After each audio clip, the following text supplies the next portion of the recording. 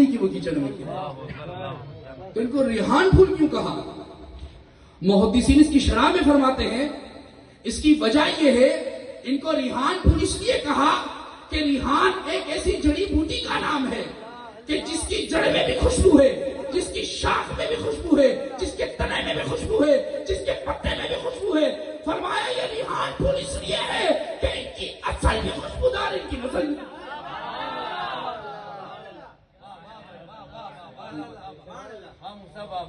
اور پھر آج احمد رضا خان فاضل بریلوی پر یہ کہتے ہیں کہ انہیں کیا پتا اہل بیت کی محبت کیا ہوتی ہے, انہیں کیا پتا یہ اہل بیت کے کتنے بڑے عاشق ہیں.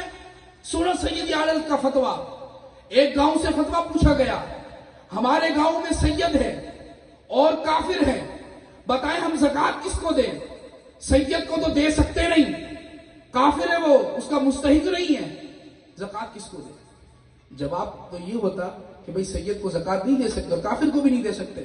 لیکن امام اہل سنت کا ادب دیکھے کہ سید کے ساتھ کافر کا ذکر کرنا بھی مناسب نہ سمجھا. جواب جو ارشاد فرمایا سید اعلیٰ حضرت نے, فرمایا جو زکوٰۃ ہے وہ اس قابل نہیں کہ جو سیدوں کو دی جائے, اور کافر اس قابل نہیں کہ مسلمانوں کی زکوٰۃ ہی نہیں دی. یہ سید اعلیٰ حضرت.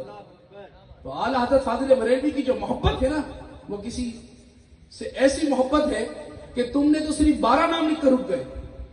امام حسین کی ذات سے جتنی بھی منسلک تھی ان کے نام لکھ دیے, تم سب نے حسینی ہونے کا دعویٰ کر دیا. لیکن امام اہل سنت 14 معصومین پر نہیں رکے, 12 پر نہیں رکے.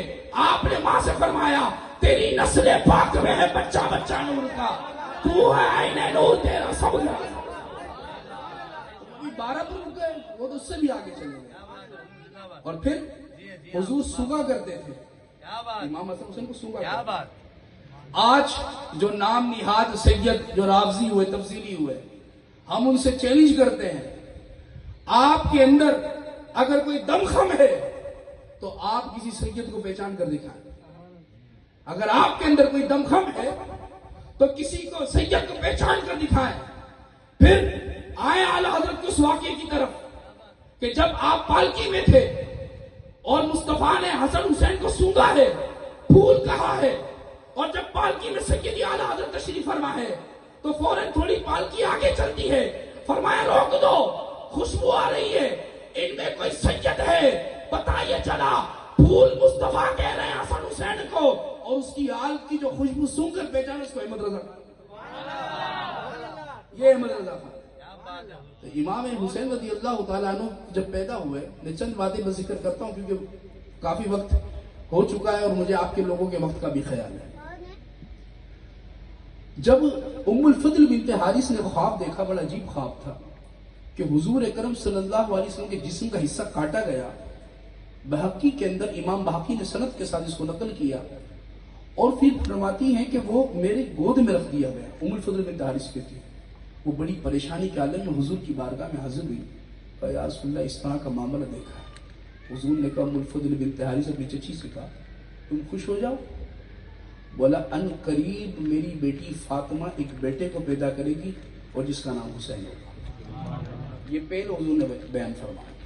اور پھر یہی ہوا جس طرح حضور نے تعبیر بتائی اسی طرح ہوا کہ جب امام علی مقام دنیا میں تشریف لائے.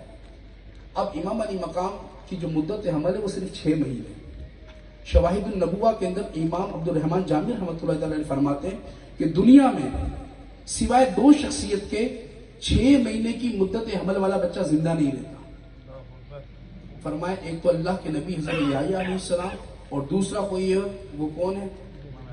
فرمایا وہ امام علی مقام. کہ امام علی مقام جب پیدا ہوئے اور یہاں حضور کا علم غیب دیکھیں, اتنے میں جبریل بھی تشریف لائے اور جبریل نے جو پورا واقعہ جو آپ نے علماء سے سنا ہے میں اس پر چھوڑتا ہوا پھر میں آگے بڑھتا ہوں. کہ پھر حضور نے کہا کہ بھئی وہ حضور سے فرمائے, عرض کی کہ حضور یہ تو فلاں مقام پر کربل میں جا کر شہید ہو جائیں گے. پھر حضور نے اپنی مٹی بھی کچھ دی اس کی. اچھا حضور نے وہ مٹی تھی وہ کسی ازواج کو نہیں تھی سوائے ایک ازواج کی, سیدنا ام سلمہ رضی اللہ تعالیٰ عنہ. آپ نے ان کو دی. اور پھر ہوا کیا کہ جب واقع کربلا ہوا تو حضور کی ساری ازواج انتقال کر گئی تھی، ایک وہی حضور کی زوجہ تھی جو حیات تھی. اور پھر انہوں نے حضور کو خواب میں دیکھا کہ حضور کی داڑھی مبارک پوری مٹی سے تر ہے، لئی علی تراب. ما حالک یا رسول اللہ، ابن ماجہ شریف کے اندر حدیث ہے، کیا حال بنا لیا آپ نے حضور؟ حضور نے فرمایا قتل حسین آنفا، جب حسین شہید ہوئے وہاں پر موجود تھا. تو اندازہ کریں تو محبوب کریم کا علم غیب دیکھیں. پھر امام علی مقام رضی اللہ تعالیٰ عنہ کے فضائل اور مناقب کے اندر بے شمار ایسی احادیث موجود ہیں کہ جس کو اگر پوری رات بھی بیان کیا جائے تو وہ کم ہے. پھر اسی طرح سیدنا امام علی مقام امام تشناکام امام ابن حمام بچپن سے ہی حضور اکرم صلی اللہ علیہ وسلم کے ساتھ رہے.